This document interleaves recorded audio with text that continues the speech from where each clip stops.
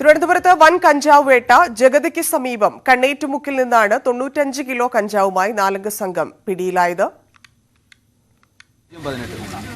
തിങ്കളാഴ്ച തിരുവനന്തപുരത്ത് വന്ന സംഘം കാർ വാടകയ്ക്കെടുത്തു. കന്യാകുമാരിയിലേക്ക് പോകുന്നുവെന്നാണ് കാർ ഉടമയോട് പറഞ്ഞത്. എന്നാൽ കാർ ആന്ധ്രാപ്രദേശിലേക്ക് കടന്നുവെന്ന് GPS ട്രാക്കിംഗ് മുഖേന ഉടമ തിരിച്ചറിഞ്ഞു. സംശയം തോന്നി എക്സൈസ് സംഘത്തെ വിവരമറിയിച്ചു. വണ്ടിയാണ് തിങ്കളാഴ്ചയാണ് എടുത്തിട്ടുണ്ടായിരുന്നത്. വണ്ടി ഏകദേശം ഒരു ദിവസം കൊണ്ട് തന്നെ 2000 കിലോമീറ്ററോളം വാഹനം ഓടിയിട്ടുണ്ട്. അപ്പോൾ ഇന്നിപ്പം എക്സൈസ് വിളിച്ചതനുസരിച്ചാണ് നമ്മളിവിടെ വന്നിട്ടുണ്ടായിരുന്നത്. ഇന്നലെ വൈകിട്ട് എടുത്തിട്ട് ഇന്ന് രാവിലെ വരെ വണ്ടി റണ്ണിങ്ങിലായിരുന്നു. ഏകദേശം ഒരു 1800ഓളം കിലോമീറ്റർ ഓടിയിട്ടുണ്ട്. അപ്പോൾ ആന്ധ്രയിലുള്ള കഞ്ചാവ് മേഖലയിലോട്ടാണ് വാഹനം പോയിട്ടുണ്ടായിരുന്നത്. അതിൻ്റെ അടിസ്ഥാനത്തിലാണ് എക്സൈസ് വന്നത്, വിളിച്ചത്. ഒരു വണ്ടി ഇപ്പോൾ അതെ. യാത്ര നിരീക്ഷിച്ച എക്സൈസ് സംഘം പ്രതികൾ തിരിച്ചെത്താൻ കാത്തിരുന്നു. കണ്ണേറ്റുമുക്കിൽ ഒരു ഹോട്ടലിൽ ഭക്ഷണം കഴിക്കുന്നതിനിടെയാണ് പ്രതികളെ പിടികൂടിയത്. കരിമഠം സ്വദേശി രതീഷ് വിഷ്ണു, അഖിൽ, തിരുവല്ലം സ്വദേശി രതീഷ് എന്നിവരാണ് പിടിയിലായത്. കസ്റ്റഡിയിലുള്ള 4 പേരിൽ 2 പേർ കഞ്ചാവ് വാങ്ങാനെത്തിയവരാണെന്നാണ് വിവരം. കാലടി സർവകലാശാലയുടെ തിരുവനന്തപുരം സെന്ററിൽ SFI യൂണിറ്റ് സെക്രട്ടറി ആയിരുന്നുവെന്ന് പ്രതികളിൽ ഒരാളായ അഖിൽ പറഞ്ഞു. ഞാനിവിടെ നിന്ന് സാധനം മേടിക്കാൻ വന്നപ്പോഴാണ് എന്നെ അതിനകത്ത് പിടിച്ചാക്കിയത്.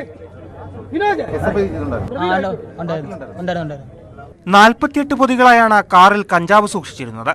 തിരുവനന്തപുരത്തെ വിവിധ ഭാഗങ്ങളിൽ വിൽപ്പന നടത്താനായാണ് ആന്ധ്രയിൽ നിന്ന് കഞ്ചാവ് എത്തിച്ചതെന്നാണ് നിഗമനം. എക്സൈസ് കമ്മീഷണറുടെ state enforcement squad assistant excise commissioner T. അനിൽകുമാറിന്റെ നേതൃത്വത്തിലാണ് കഞ്ചാവ് പിടികൂടിയത്. ന്യൂസ് 18 തിരുവനന്തപുരം. കൊല്ലം ഏരൂരിൽ വീട് കുത്തി തുറന്ന് മോഷണം. ഒറ്റയ്ക്ക് താമസിക്കുന്ന വീട്ടിലാണ് മോഷണം നടന്നത്. 9 പവൻ സ്വർണം നഷ്ടമായി. പോലീസ് അന്വേഷണം തുടങ്ങി.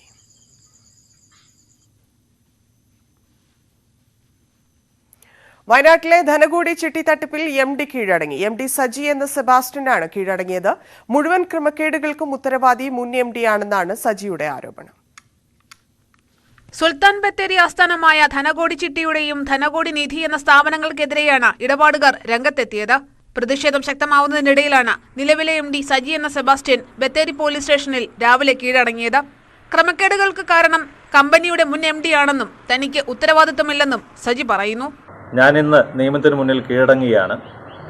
യോഹന്നാൻ എന്ന് പറയുന്ന ആൾക്ക് പല രീതിയിലുള്ള വലിയ ബന്ധങ്ങളുള്ളതുകൊണ്ട് തന്നെ പല രീതിയിലുള്ള തെളിവുകൾ നശിപ്പിച്ചുകൊണ്ട് ഇതിനെ അട്ടിമറിക്കാനുള്ള സകലവിധ സാധ്യതകളുമുണ്ട്. അതുകൊണ്ട് തന്നെ ഇതിൽ നീതിയുക്തമായിട്ടുള്ള ഒരു അന്വേഷണം നടത്തി ഉചിതമായിട്ടുള്ള നടപടികൾ എടുക്കണമെന്ന് മാത്രമാണ് എൻ്റെ അപേക്ഷ. സ്ഥാപന ഉടമയും ഡയറക്ടർമാരും ഒളിവിലായതോടെ ശമ്പളവും ആനുകൂല്യങ്ങളും മാസങ്ങളായി ലഭിക്കുന്നില്ലെന്നാരോപിച്ച് ജീവനക്കാരും രംഗത്തു വന്നു. 2007 ബത്തേരി ആസ്ഥാനമായി പ്രവർത്തനം ആരംഭിച്ച ധനകോടി ചിറ്റ്സ് എന്ന സ്ഥാപനത്തിനും 2018 പ്രവർത്തനം തുടങ്ങിയ ധനകോടി നിധി ലിമിറ്റഡിനും സംസ്ഥാന വ്യാപകമായി 22 ബ്രാഞ്ചുകളാണുള്ളത്. 140 ജീവനക്കാരുമുണ്ട്. ഏപ്രിൽ അവസാനത്തോടെ ഓഫീസുകളും ബ്രാഞ്ചുകളും പൂട്ടി. ചിട്ടിക്ക് ചേർന്ന ഉപഭോക്താക്കൾക്ക് 22 കോടി രൂപ ലഭിക്കാനുണ്ടെന്നാണ് ഇടപാടുകാരുടെ പരാതി.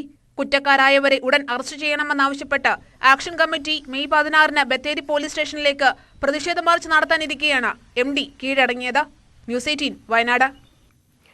തമിഴ്നാട്ടിലെ തെൻപളനി ചെക്ക് പോസ്റ്റിന് സമീപം അരിക്കൊമ്പനെ കണ്ടെത്തി. തമിഴ്നാട് വനം വകുപ്പ് കണ്ടെത്തുകയായിരുന്നു. ഇതോടെ ഇതുവഴിയുള്ള ഗതാഗതത്തിന് നിയന്ത്രണം ഏർപ്പെടുത്തി.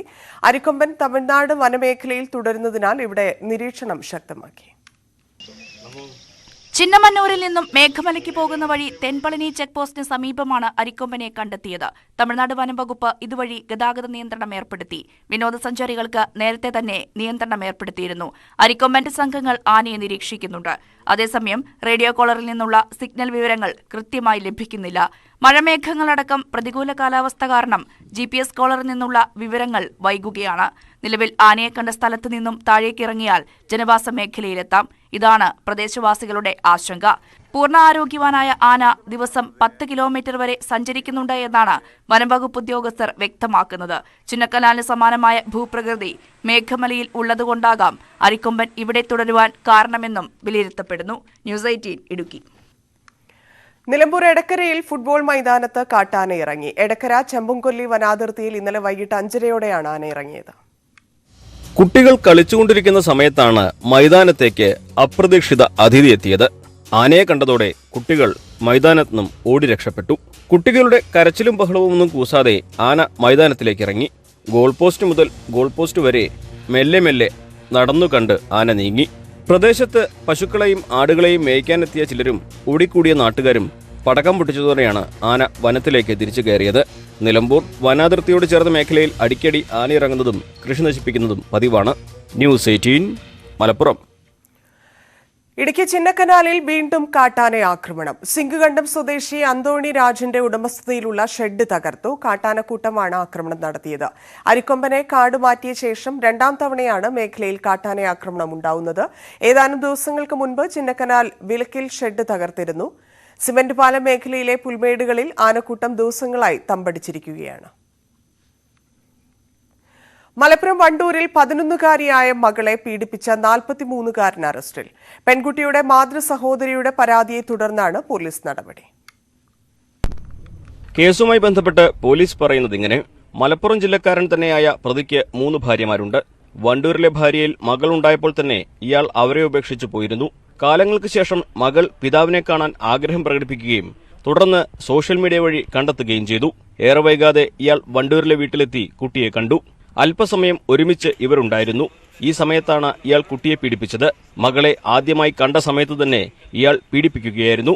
ഇയാൾ വന്നു പോയതിനു ശേഷം കുട്ടിയുടെ പെരുമാറ്റത്തിൽ അസ്വാഭാവികത തോന്നിയ വീട്ടുകാർ കുട്ടിയെ ആശുപത്രിയിൽ കൊണ്ടുപോയി വൈദ്യപരിശോധനയ്ക്ക് വിധേയയാക്കി. തുടർന്ന് അമ്മയുടെ സഹോദരി നൽകിയ പരാതിയുടെ അടിസ്ഥാനത്തിലാണ് വണ്ടൂർ പോലീസ് കേസെടുക്കുകയും പ്രതിയെ പിടികൂടുകയും ചെയ്തത്. ന്യൂസ് 18 മലപ്പുറം. മലപ്പുറത്ത് കക്കാട് ടയർ ഓട്ടോ പാർട്സ് കടയ്ക്ക് തീപിടിച്ചു. പുലർച്ചെയായിരുന്നു അപകടം. ആളപായമില്ല. തിരൂരിൽ നിന്ന് താനൂരിൽ നിന്നുമുള്ള 5 ഫയർഫോഴ്സ് യൂണിറ്റുകൾ എത്തി തീയണച്ചു.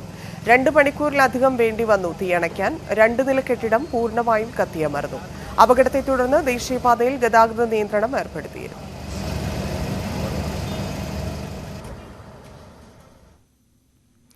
ആസ്വാദകരിൽ ചിരിയും ചിന്തയും ഉണർത്തി കൊച്ചിയിലെ മെഗാ കാർട്ടൂൺ പ്രദർശനം. കാരിറ്റൂൺ എന്ന് പേരിട്ടിരിക്കുന്ന മേളയിൽ 1001 കാർട്ടൂണുകളാണ് പ്രദർശിപ്പിച്ചിരിക്കുന്നത്.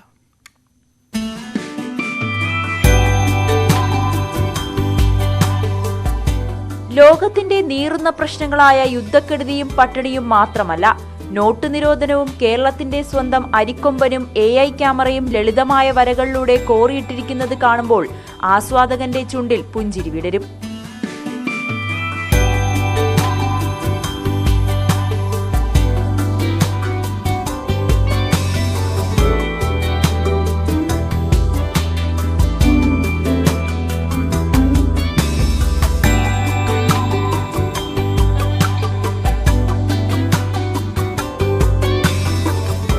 മോദിയും പിണറായിയും രാഹുലും VD സതീശനുമെല്ലാം കഥാപാത്രങ്ങളായി എത്തുന്നുണ്ട്.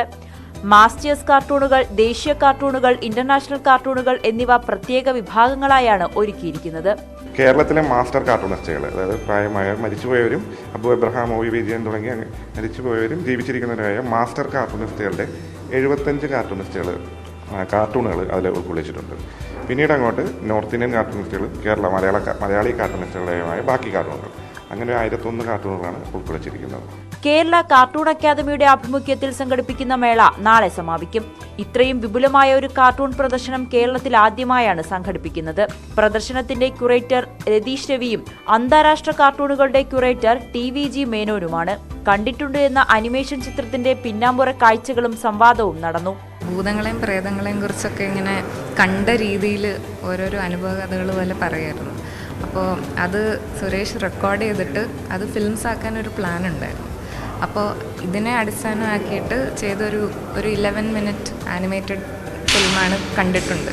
അപ്പോൾ അതിൻ്റെ ഒരു പ്രസൻറ്റേഷനും ബിഹൈൻഡ് ദ സീൻസും ഒക്കെ ആയിരുന്നു ഇവിടെ കാർട്ടൂൺസിൽ കാണിച്ചത്. ന്യൂസ് 18 കൊച്ചി. പാലക്കാട്ടെ സ്വകാര്യ ബസ്സുകളിൽ ഇനി മുതൽ ചില്ലറയുടെ പേരിൽ കണ്ടക്ടറും യാത്രക്കാരനും തമ്മിൽ കലയിക്കേണ്ട. ഡിജിറ്റൽ പേയ്മെന്റ് സിസ്റ്റം വഴി ടിക്കറ്റ് എടുക്കാവുന്ന സംവിധാനം നിലവിൽ വന്നതോടെയാണ് ചില്ലറ പ്രശ്നത്തിന് പരിഹാരമായത്.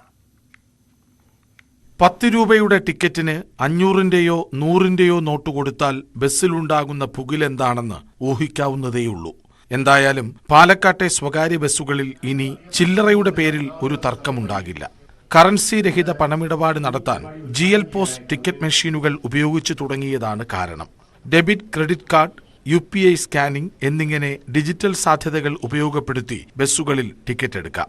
പാലക്കാട് MP VK ശ്രീകണ്ഠൻ പദ്ധതി ഉദ്ഘാടനം ചെയ്തു. ഇപ്പോൾ എവിടെ ചെന്നാലും ഈ ഗൂഗിൾ പേ പോലുള്ള UPI സംവിധാനം ഉള്ളതുകൊണ്ട് ഇവരുടെ മെഷീനിലും സ്കാനറുണ്ട്. അത് കാണിച്ചാൽ 12, 18, 20 എത്ര രൂപയാണെങ്കിലും അതൊന്ന് കൃത്യമായിട്ട് അക്കൗണ്ടിലേക്ക് പോകും.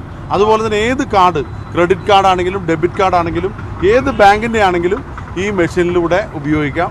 അങ്ങനെ യാത്രക്കാർക്കും വളരെ സൗകര്യമാണ്, ബസ് ഓപ്പറേറ്റേഴ്സും വളരെ സൗകര്യമാണ്. ഇതൊരു മാതൃകാപരമായ നടപടിയാണ്. മറ്റ് ജില്ലകളിലേക്ക് ഉടനെ വരുമെന്ന് പ്രതീക്ഷിക്കുന്നു. ഓൾ കേരള ബസ് ഓപ്പറേറ്റേഴ്സ് ഓർഗനൈസേഷന്റെ കീഴിലുള്ള ബസ്സുകളിലാണ് ഡിജിറ്റൽ സേവനം ലഭ്യമാവുക. അപ്പോൾ ബസ്സുകളിലൊക്കെ ചില്ലറില്ല എന്നുള്ള വലിയ തർക്കം ഞങ്ങളുടെ ബസ്സുകളിൽ എന്നും ഉണ്ടായിക്കൊണ്ടിരിക്കുന്നത്. അപ്പോൾ അതിന് വലിയൊരു ആശ്വാസമാണ്. ഈ ബസ്സുകൾ കയറുന്ന മുഴുവൻ യാത്രക്കാരുടെയും പണം കണ്ടക്ടർ ബാഗിലെത്തുക, കണ്ടക്ടർ ബാഗിലെത്തുന്ന മുഴുവൻ പണം ഉടമസ്ഥൻ്റെ കയ്യിലെത്തുക എന്നുള്ളതാണ് ഞങ്ങളുടെ ഏറ്റവും പ്രധാനപ്പെട്ട ആവശ്യം. അപ്പോൾ ഈ പ്രത്യേക സാഹചര്യത്തിൽ അടിക്കുന്ന പണം അപ്പം തന്നെ ഉടമസ്ഥൻ്റെ അക്കൗണ്ടിലേക്ക് കയറി ചെല്ലുന്ന ഒരു സംവിധാനമാണ് ഞങ്ങൾ ആവിഷ്കരിച്ചിട്ടുള്ളത്. ബസ്സുകളിൽ കറൻസി രഹിത ഇടപാടിന് സൗകര്യമായതിൽ യാത്രക്കാരും സന്തോഷം പങ്കിട്ടു. ന്യൂസ് 18 പാലക്കാട്. മഹാകവി കുമാരനാശാൻ പഠിപ്പിച്ചതുമായ ആശാൻ മെമ്മോറിയൽ ഗവൺമെന്റ് LP സ്കൂൾ അടച്ചുപൂട്ടൽ ഭീഷണിയിൽ. മഹാകവിയുടെ ജന്മഗൃഹം സ്ഥിതി ചെയ്യുന്ന കായിക്കരയിലാണ് 139 വർഷം പഴക്കമുള്ള സ്കൂൾ സ്ഥിതി ചെയ്യുന്നത്. മഹാകവി കുമാരനാശാന്റെ പിതാവ് നാരായണ പെരിങ്ങാടിയുടെ നേതൃത്വത്തിൽ അദ്ദേഹത്തിന്റെ ജന്മഗൃഹത്തിന് സമീപത്തായി 1884 സ്ഥാപിച്ച ചക്കൻവിളാകം സ്കൂളാണ് പിൽക്കാലത്ത് കായിക്കര ആശാൻ മെമ്മോറിയൽ ഗവൺമെന്റ് LP സ്കൂളായത്. അഞ്ചുതെങ്ങ് ഗ്രാമപഞ്ചായത്ത് 1-ാം വാർഡിലാണ് ഈ സ്കൂള്. 20 വർഷത്തിലേറെ പഴക്കമുള്ള സ്കൂൾ കെട്ടിടം ശോചനീയ അവസ്ഥയിലാണ്. കെട്ടിടത്തിന്റെ ഭാഗങ്ങൾ പലയിടങ്ങളിലും അടർന്നു വീണു തുടങ്ങി. ഇതുകാരണം മാതാപിതാക്കൾ പേടിയോടെയാണ് കുട്ടികളെ സ്കൂളിലേക്ക് അയക്കുന്നത്. പുതിയ കെട്ടിടം നിർമ്മിക്കാൻ തുക അനുവദിച്ചതായി ബന്ധപ്പെട്ടവർ പറയുന്നുണ്ട്. എന്നാൽ സ്കൂൾ കെട്ടിടം 7 സെന്റ് സ്ഥലത്താണ് സ്ഥിതി ചെയ്യുന്നത്. പുതിയ കെട്ടിടം പണിയുകയാണെങ്കിൽ കൂടുതൽ ഭൂമി ഏറ്റെടുക്കേണ്ടതായി വരും. സ്കൂളിന് സമീപത്തെ ഭൂമി ആശാൻ മെമ്മോറിയൽ അസോസിയേഷന്റേതാണ്. സ്കൂൾ വികസനത്തിനായി ഭൂമി വിട്ടുകൊടുക്കണമോ എന്ന കാര്യത്തിൽ ഇനിയും തീരുമാനമായിട്ടില്ല. സ്കൂളിന്റെ അടിസ്ഥാന വികസന സൗകര്യങ്ങൾ വർദ്ധിപ്പിച്ചുകൊണ്ട് UP HS ഗ്രേഡുകൾ ഏർപ്പെടുത്താൻ അധികൃതർ താൽപര്യം കാട്ടാത്തതാണ് സ്കൂളിന്റെ തകർച്ചയ്ക്ക് പ്രധാന കാരണം. മേഖലയിലെ സർക്കാർ സ്കൂളുകളിൽ മുഴുവൻ ഇംഗ്ലീഷ് മീഡിയം ആരംഭിച്ചിട്ടും ഇവിടെ മാത്രം ഇംഗ്ലീഷ് മീഡിയം തുടങ്ങിയിട്ടില്ല. ഇതുകാരണം ഓരോ വർഷം പിന്നിടുമ്പോഴും വിദ്യാർത്ഥികളുടെ എണ്ണം കുറയുകയാണ്. മഹാകവി കുമാരനാശാൻ സാംസ്കാരിക കേരളത്തിൽ നൽകിയ സംഭാവനകൾ നമ്മുടെ എല്ലാ മനസ്സിൽ നിറഞ്ഞു നിൽക്കുമ്പോൾ അദ്ദേഹത്തോട് കാണിക്കുന്ന ഏറ്റവും വലിയ അവഗണനയായിട്ടാണ് ഈ സ്കൂളിൻ്റെ ശോചനീയമായ അവസ്ഥയിൽ ഇന്ന് ഈ ത്രിതല പഞ്ചായത്ത് സംവിധാനങ്ങളും ഗവൺമെന്റുകളും കൊണ്ടെത്തിച്ചിരിക്കുന്നത്. സ്കൂളിന്റെ അവസ്ഥ തിരിച്ചറിഞ്ഞ് PTA-യും അധ്യാപകരും നാട്ടുകാരും ചേർന്ന് സ്കൂൾ വികസന സമിതി രൂപീകരിച്ചിരുന്നു. തുടർന്ന് പ്രീ പ്രൈമറി കൂടി ഇവിടെ ആരംഭിച്ചു. ഇതിനായി 2 അധ്യാപകരെയും ദിവസവേതന വ്യവസ്ഥയിൽ നിയമിച്ചു. എന്നാൽ ഇപ്പോൾ ആ അധ്യാപകർക്ക് പോലും ശമ്പളം നൽകാനാവാത്ത സ്ഥിതിയാണ്. മഹാകവിയുടെ നാട്ടിൽ മഹാകവിയുടെ പേരിലുള്ള വിദ്യാലയത്തിന് നേരെ അധികൃതർ കാട്ടുന്ന അവഗണനയിൽ പ്രതിഷേധം ശക്തമാണ്. ന്യൂസ് 18 കായിക്കര. നിർദ്ദിഷ്ട വയനാട് എയർ സ്ട്രിപ്പ് നിർമ്മാണത്തിന് കണ്ടെത്തിയ സ്ഥലത്തിന്റെ ഭൂരേഖകൾ ജില്ലാ കലക്ടർക്ക് കൈമാറി. സംസ്ഥാന സർക്കാരിന്റെ നിർദ്ദേശപ്രകാരം വയനാട് ചേംബർ ഓഫ് കൊമേഴ്സ് ഭാരവാഹികളാണ് എയർ സ്ട്രിപ്പിനായുള്ള ഭൂരേഖകൾ കൈമാറിയത്. പദ്ധതി യാഥാർത്ഥ്യമാക്കാൻ അടിയന്തര നടപടി ഉണ്ടാകുമെന്ന് ജില്ലാ കലക്ടർ വ്യക്തമാക്കി. കൽപ്പറ്റ ബൈപ്പാസിനോട് ചേർന്ന എൽസ്റ്റൺ എസ്റ്റേറ്റിന്റെ കൈവശമുള്ള 125 ഏക്കറോളം ഭൂമിയുടെ രേഖകളാണ് ചേംബർ ഭാരവാഹികൾ ജില്ലാ കളക്ടർ രേണുരാജിന് കൈമാറിയത്. ഈ രേഖകളും സമ്മതപത്രവും കളക്ടർ സർക്കാരിന് സമർപ്പിക്കും. ഇത് സംബന്ധിച്ച് ട്രാൻസ്പോർട്ട് സെക്രട്ടറി കളക്ടറുമായി ആശയവിനിമയം നടത്തിയിരുന്നു. പദ്ധതി യാഥാർത്ഥ്യമാക്കാൻ നടപടികളുണ്ടാകുമെന്ന് കൂടിക്കാഴ്ചയിൽ കളക്ടർ വ്യക്തമാക്കി. പദ്ധതി ഏകോപിപ്പിക്കുന്ന Wayanad chamber of commerce, Elston estate ഉൾപ്പെടെ 4ഓളം സ്ഥലങ്ങളുടെ വിവരങ്ങളാണ് സർക്കാരിന് മുമ്പാകെ സമർപ്പിച്ചിരുന്നത്. ഇതിന്റെ അടിസ്ഥാനത്തിൽ എയർ സ്ട്രിപ്പ് നിർമ്മാണ ചുമതലയുള്ള കിഫ്ബി അധികൃതർ വയനാട് സന്ദർശിച്ചിരുന്നു. അതായത് ഏറ്റവും ഐഡിയലായിട്ട് എയർപോർട്ടിന് അനുയോജ്യമായി കണ്ടെത്തിയ എലിസ്റ്റൺ എസ്റ്റേറ്റിന്റെ രേഖകൾ, റവന്യൂ രേഖകൾ ഞങ്ങൾ കൈമാറിയത് വയനാട് ചേംബർ ഓഫ് കൊമേഴ്സ് ഇതിന്റെ ഫെസിലിറ്റേറ്ററാണ്. ഈ എയർപോർട്ട് ഫെസിലിറ്റേറ്ററാണ്, ഗവൺമെന്റിനെ സഹായിക്കുക എന്നുള്ളതാണ് ഉദ്ദേശിച്ചത്. അപ്പോൾ അത് ഞങ്ങൾ കൈമാറിയിട്ടുണ്ടെങ്കിൽ കളക്ടർ അത് സർക്കാരിന് സമർപ്പിക്കും. അതിനുശേഷം ടെക്നിക്കൽ കമ്മിറ്റി വരികയും ബാക്കിയുള്ള തുടർ നടപടികൾ സ്വീകരിക്കും. ഇതൊരു പക്ഷേ ചേംബറിൻ്റെയും അതുപോലെ തന്നെ വയനാട്ടിലെ ജനസമൂഹത്തിൻ്റെയും ഒക്കെ പ്രതീക്ഷകൾ നിർവഹിക്കുന്ന തരത്തിൽ പോവുകയാണ്. എൽസ്റ്റൺ എസ്റ്റേറ്റ് ഉടമകൾ സ്ഥലം എയർ സ്ട്രിപ്പ് നിർമ്മാണത്തിന് വിട്ടുനൽകാൻ തയ്യാറാണെന്ന് സമ്മതപത്രം നൽകിയിട്ടുണ്ട്. ഇനി സാങ്കേതിക പഠനത്തിന് ശേഷം തുടർ നടപടികളുണ്ടാകും. പദ്ധതി വേഗത്തിലാക്കാൻ ടൂറിസം മന്ത്രി മുഹമ്മദ് റിയാസും കൽപ്പറ്റ MLA T സിദ്ദിഖും ചേംബർ ഓഫ് കൊമേഴ്സ് ഭാരവാഹികളുമായി ചർച്ച നടത്തിയിരുന്നു. മുഖ്യമന്ത്രി കേന്ദ്ര വ്യോമ ഗതാഗത വകുപ്പുമായി തുടർ ചർച്ചകൾ നടത്തുമെന്ന് ചേംബർ ഭാരവാഹികൾ വ്യക്തമാക്കി. ന്യൂസ് 18 വയനാട്. കൊടും വേനലിലും ഒരിക്കലും വറ്റാത്ത ഒരു കുളമുണ്ട് കാസർഗോഡ്. പാറമ്പൽ തീർത്ഥക്കുളമാണ് നാടിന് വിസ്മയമായി നിലകൊള്ളുന്നത്. കടുത്ത വേനലിൽ കിണറുകളും കുളങ്ങളും വറ്റി വരളുമ്പോഴും ഉറവ വറ്റാതെ ജലസമൃദ്ധമാണ് തീർത്ഥക്കുളം. പാറക്കെട്ടിലെ മുഴക്കോം പാറമൽ ക്ഷേത്രക്കുളമാണ് തെളിനീരുമായി നാട്ടുകാർക്ക് കുളിർക്കാഴ്ച പകരുന്നത്. ഏത് വേനലിലും കൊടും വരൾച്ചയിലും കുളം വറ്റിയ ചരിത്രമില്ലെന്നാണ് പഴമക്കാർ പറയുന്നത്. ഏപ്രിൽ മെയ് മാസങ്ങളിലെ കടുത്ത വേനലിൽ വെള്ളത്തിന്റെ അളവ് കുറയുമെങ്കിലും അടിത്തട്ടിലെ ശക്തമായ ഉറവ കാരണം കുളം വറ്റാറില്ല. മുഴക്കോം പാറമൽ ദുർഗാ പരമേശ്വരി ക്ഷേത്രത്തിനും ഗോശാല ശ്രീകൃഷ്ണ ക്ഷേത്രത്തിനുമിടയിൽ പരന്നു കിടക്കുന്ന കുന്നിൻ മുകളിലാണ് കാട്ടുകല്ലുകൊണ്ട് വളച്ചുകെട്ടിയ കുളമുള്ളത്. ക്ഷേത്രത്തിലെ തീർത്ഥവുമായി ബന്ധപ്പെട്ട കഥയാണ് കുളത്തിന് പിന്നിലുള്ളതെന്ന് മേൽശാന്തി ശങ്കരനാരായണൻ പറയുന്നു. ഒരു കാലത്തും വറ്റിയിട്ടൊരു ചരിത്രമില്ല. വെള്ളം കുറച്ച് ഇതാവുന്നല്ലാതെ ഇപ്പോഴും ഇവിടുത്തെ നിത്യവൃത്തിക്ക് ആ വെള്ളം തന്നെയാണ് ഉപയോഗിക്കുന്നത്. ഇവിടെ അടുത്ത കിണറോ കാര്യങ്ങളൊന്നുമില്ല. ധാരാളം ആൾക്കാർ ദൂരസ്ഥലങ്ങളിൽ നിന്നെല്ലാം അതിൻ്റെ പ്രത്യേകത കൊണ്ട് ഇവിടെ നിത്യം തൊഴാൻ എത്തുന്നുണ്ട്. നൂറ്റാണ്ടുകൾ പഴക്കമുള്ള പാറക്കുളം പതിറ്റാണ്ടുകൾക്കപ്പുറം ശുദ്ധീകരിക്കുമ്പോഴല്ലാതെ മറ്റൊരിക്കലും ഇതിന്റെ അടിത്തട്ട് നാട്ടുകാർ കണ്ടിട്ടില്ല. അമ്പലങ്ങളിലെ പൂജാതി കർമ്മങ്ങൾക്കല്ലാതെ മറ്റൊന്നിനും ജലം ഉപയോഗിക്കുന്നില്ല. തീർത്ഥക്കുളമായതിനാൽ നിരവധി ഭക്തർ അവധി ദിവസങ്ങളിലും വിശേഷാവസരങ്ങളിലും കുളം കാണാനെത്താറുണ്ട്. വേനൽ കടുത്തതോടെ ഇപ്പോൾ പക്ഷികളും മൃഗങ്ങളും ദാഹമകറ്റാൻ കുളത്തിലെത്തുന്നു. ക്ഷേത്രക്കുളങ്ങളെല്ലാം ചെത്തിമിനുക്കിയ കല്ലുകൾ കൊണ്ട് ആധുനിക മുഖം നൽകുമ്പോഴും പഴമയുടെ പൈതൃകം കാക്കുകയാണ് നാട്ടുകാർ. ന്യൂസ് 18 കാസർഗോഡ്. കൊല്ലം കൊട്ടാരക്കരയെ മഞ്ഞ പുതപ്പിച്ച് സൂര്യകാന്തി പാടം. കുളക്കട ധരണി ഫാമിലാണ് മനം കുളിർക്കുന്ന കാഴ്ചയുമായി സൂര്യകാന്തി പൂത്തുലഞ്ഞു നിൽക്കുന്നത്.